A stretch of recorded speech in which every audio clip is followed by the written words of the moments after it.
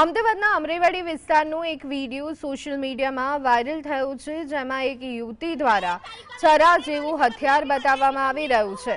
પાડોશીઓ વચ્ચેના ઝઘડાની અદાવતમાં 2 થી 3 સગીરા સહિતની યુવતી દ્વારા બોલાચાલી કરવામાં આવી। સ્થાનિક મહિલા દ્વારા અરજી પણ કરવામાં આવી કે ચાલીમાં દેશી દારૂના અડ્ડા ચાલે છે અને જે બાબતે કહેતા મહિલાઓ દ્વારા ચાડી કરી હોવાનું જાણવા મળ્યું છે। સમગ્ર મામલે હાલ અમરેવાડી પોલીસ દ્વારા તપાસ શરૂ કરવામાં આવી છે। જો કે જીએસટીવી આ વાયરલ વિડીયોની પુષ્ટિ કરતું નથી। તો આ અંગે વધુ વિગત મેળવી લઈએ। સંવાદદાતા વિરેન્દ્રસિંહ ભાટી અમારી સાથે જોડાઈ ગયા છે। વિરેન્દ્ર, અમદાવાદના અમરેવાડી વિસ્તારનો વિડીયો જેમાં એક યુવતી દ્વારા છરા જેવું હથિયાર બતાવવામાં આવી રહ્યું છે, શું છે સમગ્ર ઘટના? બિલકુલ થી ધ્વની કે અમદાવાદ શહેરની અંદર દિવસે ને દિવસે અસામાજિક તત્વોનો ત્રાસ વધતો જઈ રહ્યો હોય તેવા દ્રશ્યો અત્યારે છે તે સામે આવી રહ્યા છે। વિગતવાર જો ધ્વની વાત કરવામાં આવે તો અમરેવાડી વિસ્તારની અંદર આ એક વિડીયો છે તે અત્યારે સોશિયલ મીડિયાની અંદર વાયરલ થયો છે, જેની અંદર યુવતી દ્વારા છરા જેવા હથિયાર વડે જે તેનો આસપાસનો વિસ્તાર છે તેને બાંધમાં લેવામાં આવ્યો હતો।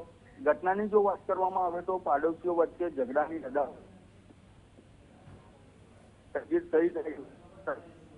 કરવામાં આવતી હતી, દ્વારા અનેક વખત અરજી પણ કરવામાં આવી હતી। આસપાસ વિસ્તારની અંદર દેશી દારૂના અડ્ડા ચાલતા હોવાની વાત છે તે આ મહિલા દ્વારા કરવામાં આવી રહી છે।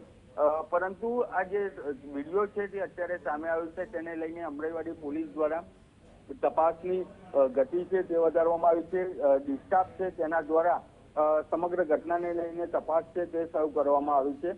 પરંતુ જો વાત કરવામાં આવે તો અમદાવાદ શહેરમાં કાયદો અને વ્યવસ્થાની સ્થિતિ ખૂબ જ ખરાબ છે તે જોવા મળી રહી છે, કારણ કે જે પ્રમાણેની ઘટનાઓ અવારનવાર સામે આવતી હોય છે અને તેની અંદર મારામારી હોય, હથિયારો હોય, તે પ્રમાણે યુવક યુવતીઓ છે તે અવારનવાર સામે આવતા હોય છે।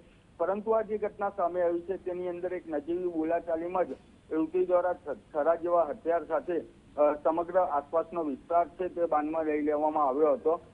પરંતુ આ જે ઘટના છે તે અમરેવાડીના સંજય ચોક પાસેની ઘટના હોવાનું હાલ તપાસમાં સામે આવ્યું છે। પોલીસ દ્વારા સમગ્ર વિડીયોને લઈને મેરેથોન તપાસ છે તે શરૂ કરવામાં આવી છે।